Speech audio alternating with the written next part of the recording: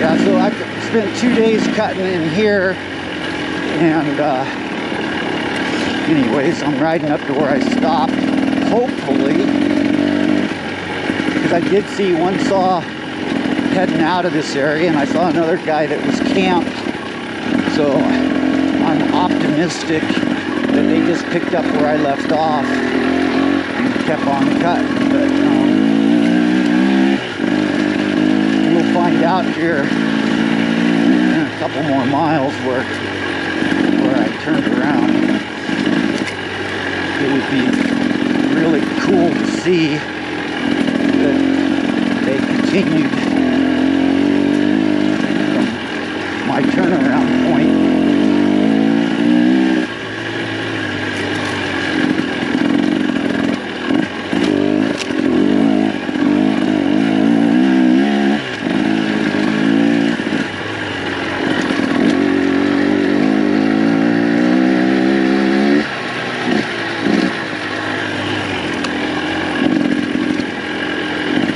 Definitely no fresh tracks, or shall we say, there's a lot of wildlife. Well, that's new. A lot of wildlife tracks covering up my tracks, or whoever came in, whoever's tracks were put on top of mine.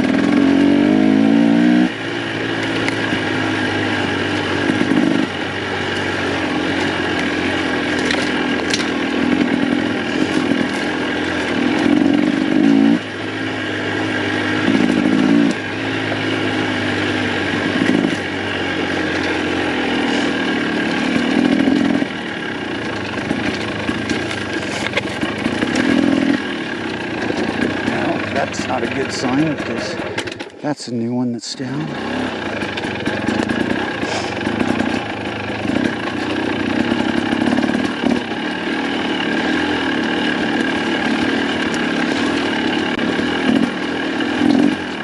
So yesterday I spent the day in the Idaho Recreation Council meeting. I attend most of those meetings. So again, the glass is, you can look at it any way you want, negative, positive, I don't care. The attendance of motorcycle people is generally dismal at the Idaho Recreation Council meeting. I was the only single track person in the room. We had hikers show up. The representatives of the hiking groups, there were multiple of them in the room, which was actually a good thing. But it's just sad that we have so few motorcycle people that even care. At most of these meetings, three is a huge turnout, and at this particular meeting, we had me that represented motorcycles.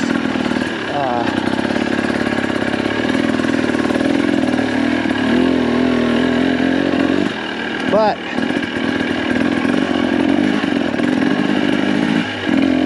the good news is the hikers are looking to align with motorized recreation.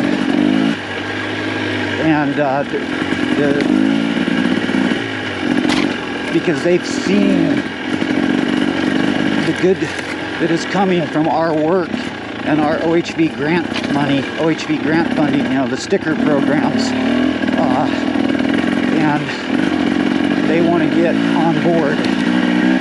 And this is super good news, because they are now seeing and realizing the negative impact of closing hiking trails to motorized use, because when a trail is closed to motorized use, it returns to nature. And there's been enough years now and enough closures where the hikers are starting to realize that they are experiencing a huge loss on the non-motorized side. And there's an opportunity here for us to join forces in a positive way for motorized multiple use. Obviously, they're still going to have the stuff that they take care of in the special trails that should be non-motorized, but there's a huge opportunity for motorized and non-motorized communities to come together to get these trails that have returned to nature reopened with a joint effort. So that window of opportunity is getting wider. So it's too bad there wasn't other motorized users or dirt bike guys in the room, but anyways, it's a huge positive, and it's just another reason why you guys need to make sure to have friendly contacts when you meet non-motorized users on the trail, be it a hiker or an equestrian. Those guys are seeing the work that motorized recreation does, and they want to align themselves with us. So don't piss them off. Don't be stupid. Be a good ambassador to those folks, because those of you that are, these folks are recognizing the responsible users, and I can't tell you how big a deal that is. It's huge. And I'd like to thank the hikers that attended the IRC meeting. That was, you're stepping out, and anyways, I think it's awesome that you guys showed up to the meeting and are seeking to build relationships with us, with the OHV community. So this is where I turned around, was right back there, and it certainly appears that I'm going to get lucky, and that those other saws did come through here probably yesterday.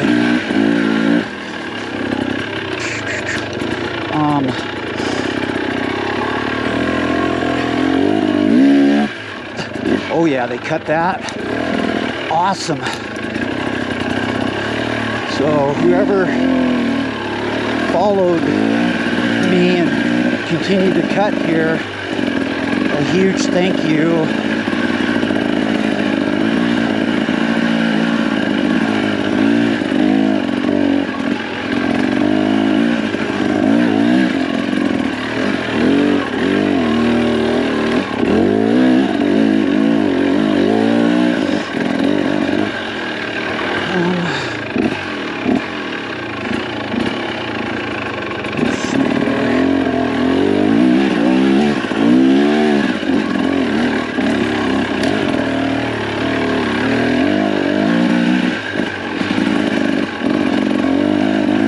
Surprise me at all if it was Shane Williams.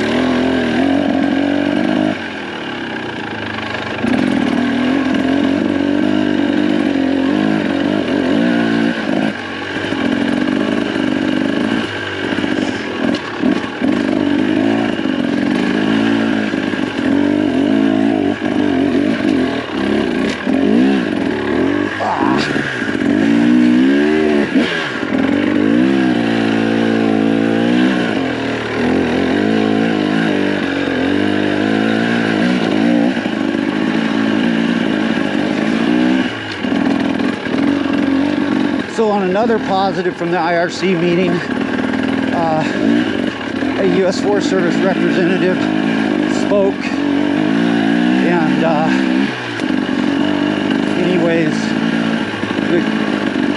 collaborative volunteer work effort is noticed and appreciated, and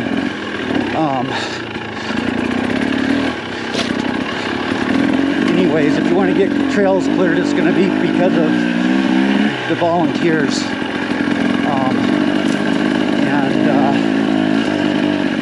We should see less hurdles and stops for helping to maintain trails. The working relationship should be friendlier, is the way I interpreted the message. So I would say that's another good thing. Instead of being adversarial, where they're trying to stop us all the time and do whatever they can to slow a project down, you know, a trail project, trail work. The relationship should be much better. This is how I heard the message. So I think that's positive.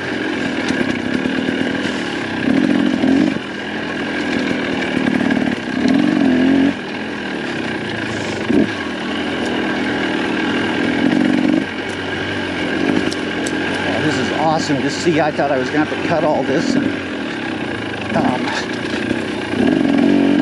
another volunteer came in and continued to clear, so they benefited from the first part that I cut, and I'm benefiting because they took over from where I left off, which is super cool.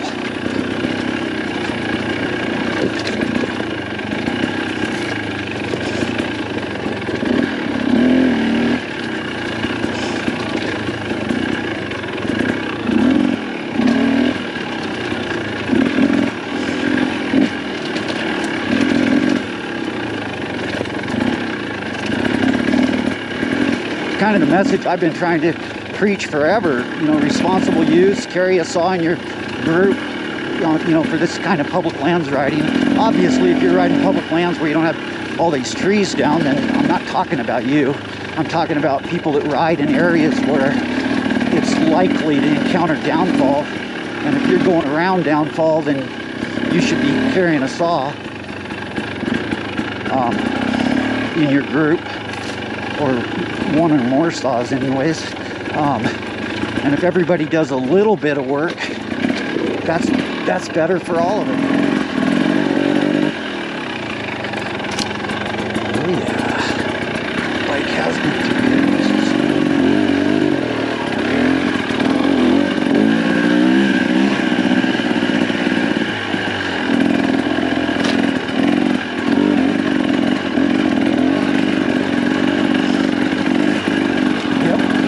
fresh cuts.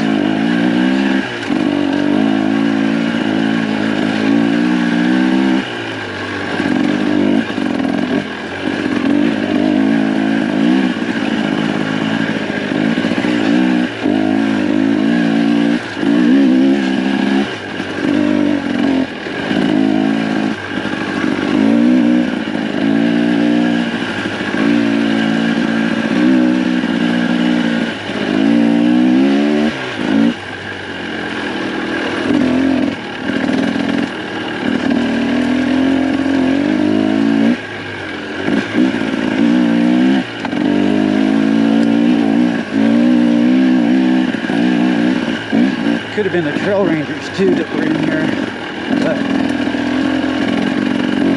my guess is it's probably Shane Williams, because I know he likes riding this trail. Whoop, there's a fresh fall.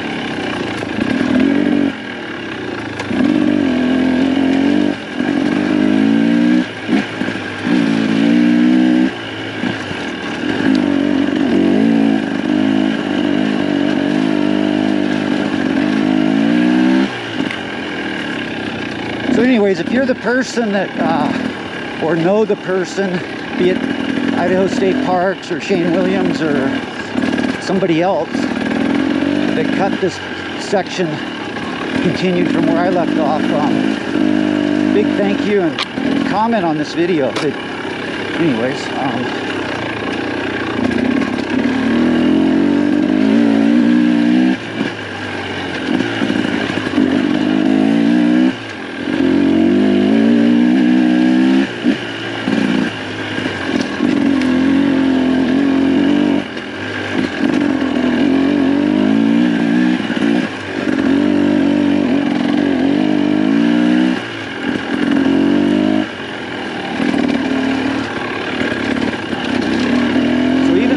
through and cleared it, I still had to buck a new one down and it fell. It's kind of why we keep harping on a chainsaw in every group, and that there's no such thing as a cleared trail. I think more guys are starting to realize that, because when they go out, even when they get trail reports that stuff's cleared, I think a lot more people are starting to figure it out that there's going to be new fall even a day after the trail was cleared. So I think people are starting to realize they need to have a chainsaw. So if you're one of those guys packing a saw and clearing trail, thank you. Whoa. No, we'll take care. Anyways, I got it cut, but need a dirt tool to get these other roots out. Plenty of room here, so I don't have my Pulaski or my Army shovel. Whoa. We got a mess here, so we're gonna take a bit.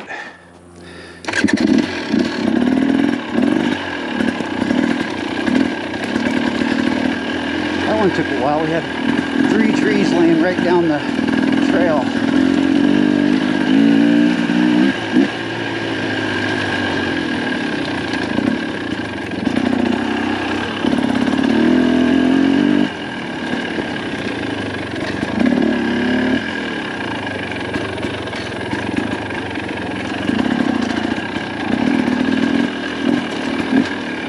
They must have gone around, or those fell on after, because I see tracks.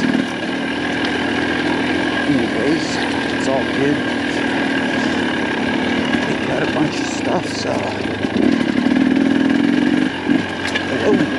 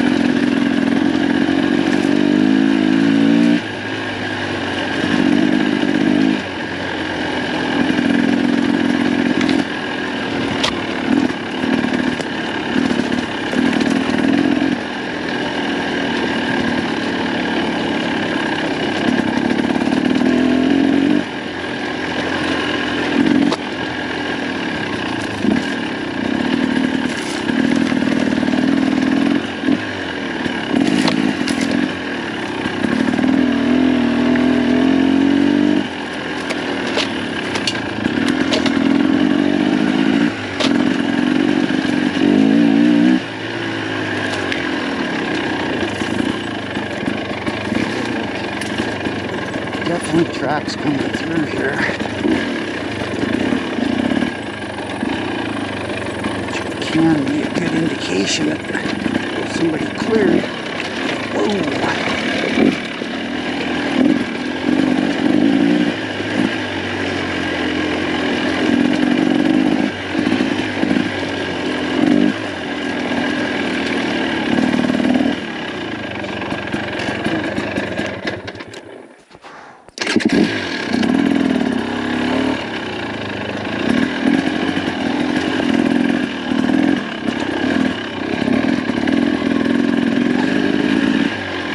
Nice. Yeah, that looks like last year. That was a good one.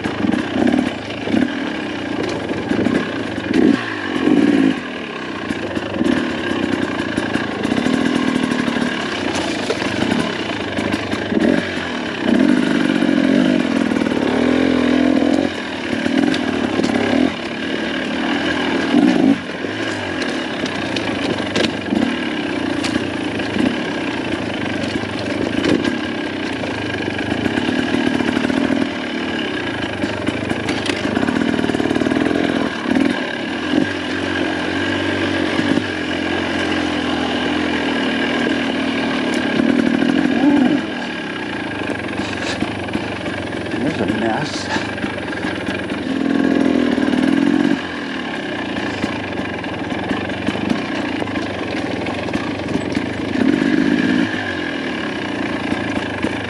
Ooh, that's an awkward place. Let's see.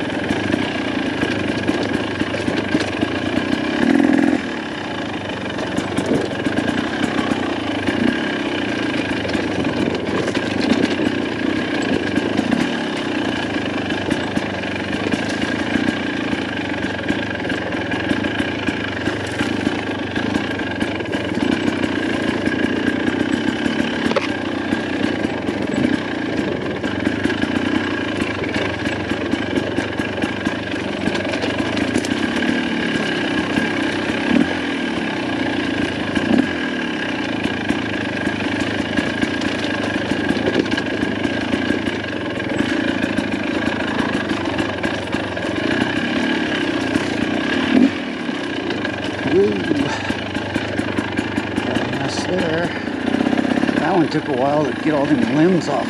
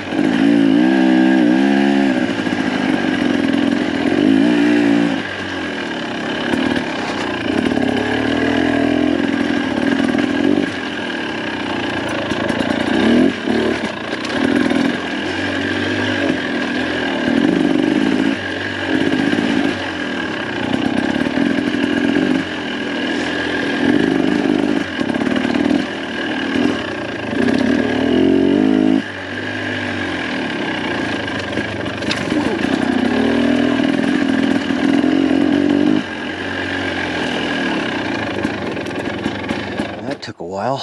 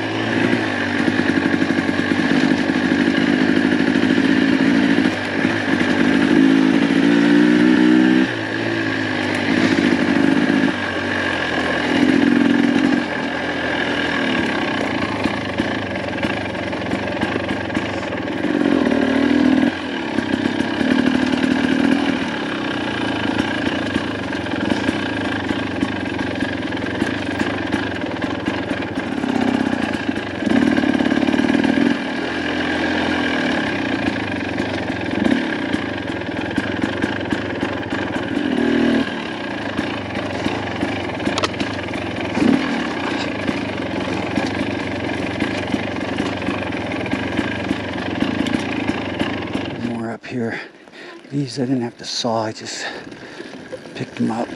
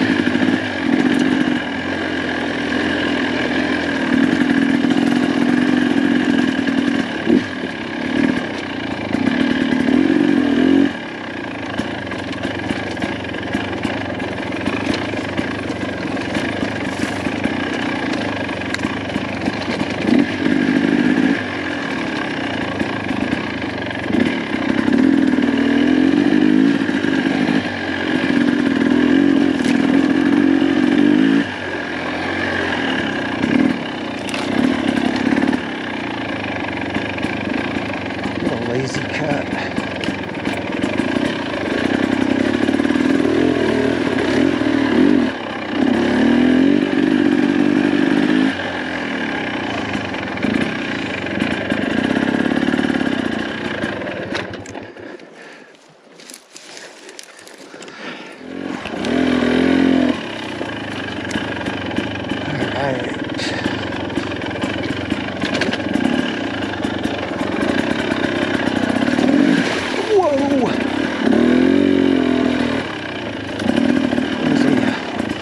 Root.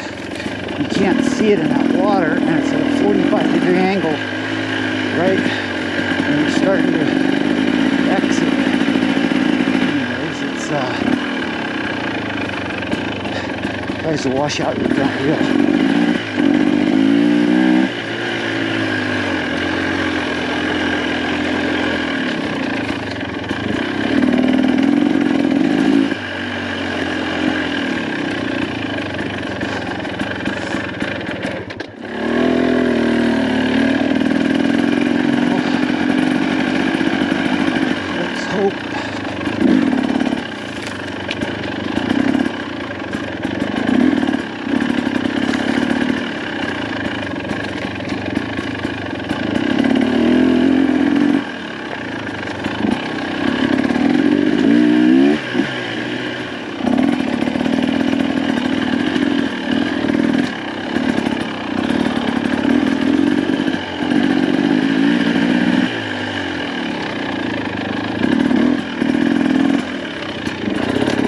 See a bear rolled that log out,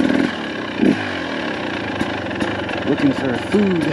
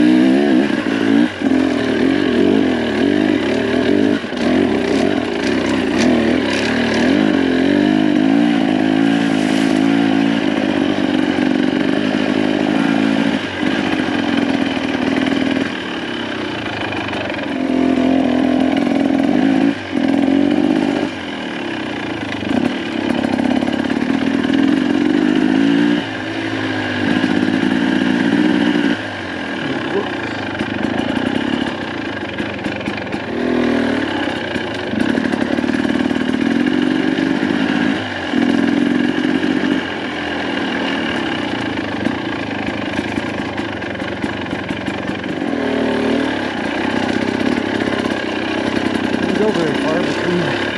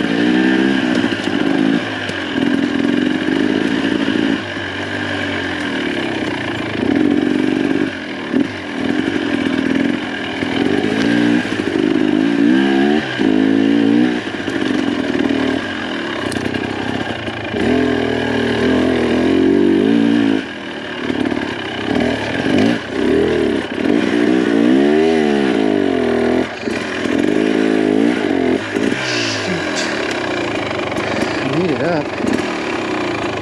Wrong gear though.